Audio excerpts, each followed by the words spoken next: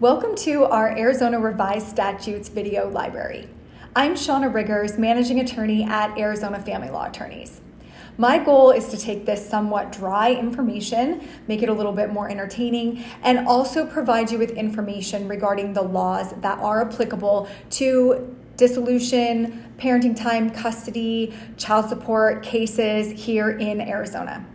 This is being filmed in 2023, so it's important that if you're seeing that afterwards, that you double check the statute to make sure that it is the most current version. And if you have any questions regarding any of the material, as always, please feel free to reach out to us here at Arizona Family Law Attorneys, where we provide peace of mind as there is no substitute. I'm going to read the first half of this statute because it's really long, and then at the end, I'll discuss it. If you have questions, reach out to me directly. 25.320, child support, factors, methods of payment, additional enforcement provisions, definitions. In a proceeding for dissolution of marriage, legal separation, maintenance, or child support, the court may order either or both parents owing a duty of support to a child born to or adopted by the parents to pay an amount reasonable and necessary for support of the child without regard to marital misconduct.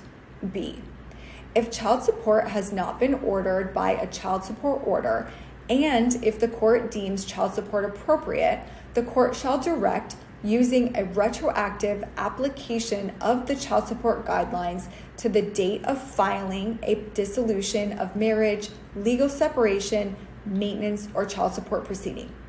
The amount that the parent shall pay for the past support of a child and the manner in which payment shall be paid, taking into account any amount of temporary or voluntary support that has been paid.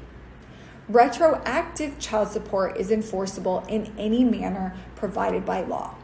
C, if the parties lived apart before the date of filing for dissolution of marriage, legal separation, maintenance, or child support, and if child support has not been ordered by a child support order, the court may order child support retroactively to the date of separation, but not more than 3 years before the date of filing for dissolution of marriage, legal separation, maintenance, or child support. The court must first consider all relevant circumstances, including the conduct or motivation of the parties in that filing and the diligence of which service of process was attempted on the obligor spouse or was frustrated by the obligor spouse.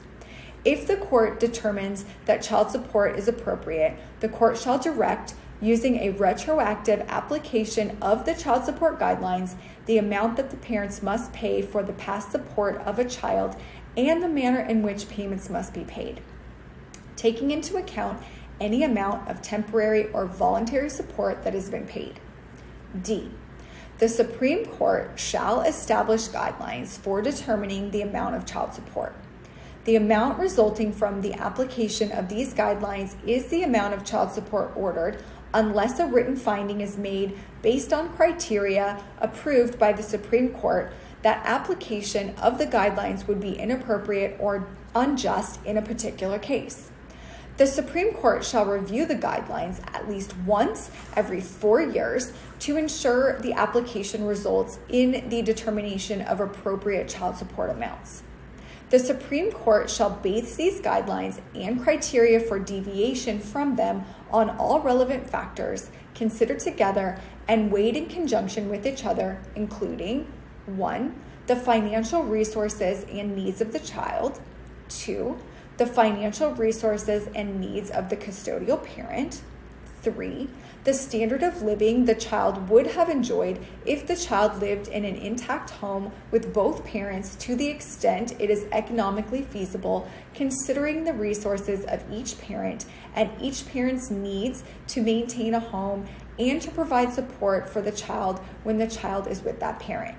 4, the physical and emotional condition of the child and the child's educational needs.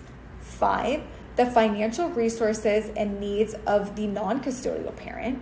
6, the medical support plan for the child.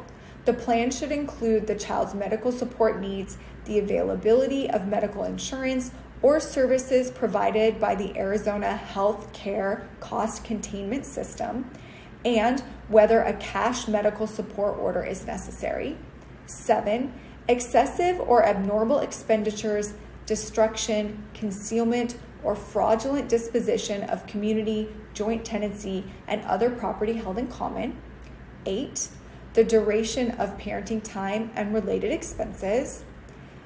E, even if a child is over the age of majority when a petition is filed or at the time of the final decree, the court may order support to continue past the age of majority if all of the following are true. The court has considered the factors prescribed in subsection D of this section.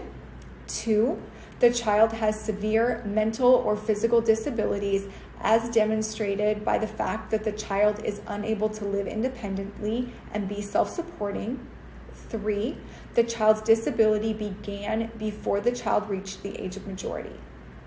F, if a child reaches the age of majority while the child is attending high school or a certified high school equivalency program, support shall continue to be provided during the period in which the child is actually attending high school or the equivalency program, but only until the child reaches 19 years of age, unless the court enters an order pursuant to subsection E of this section.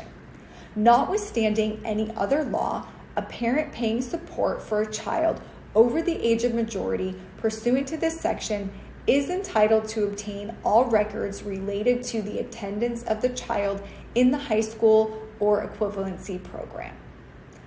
Child support is very complicated, and every family has a different set of circumstances. You can, based upon the statute, ask for a deviation of the child support guidelines. That could be a deviation upwards or a deviation downwards.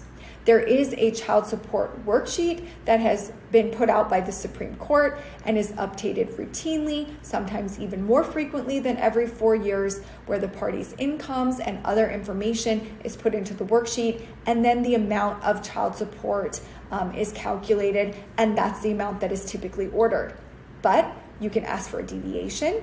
Most of the time, child support does in fact end when a child turns 18, but if that child is still going to school or a high school equivalency program, child support will continue until that child turns 19 or graduates from the program. There's also a provision that would allow for child support to be ordered indefinitely for a disabled child, which I think is really important because we want to make sure that children are properly cared for. The court is going to order child support for sure back to the date when the petition was filed, taking into consideration any voluntary or temporary support payments that were issued. But they do also have the option to order back support for a period of up to 3 years. And so they will probably take into consideration why the petitioner didn't come to court sooner, if there was any bad acts on the person who would be paying support, called the obligor. That is the person who would be ordered to pay child support. Maybe they were trying to hide from the process server or were concealing their address. So the court needs to take the totality of circumstances into consideration before they issue that order for 3 years of back support.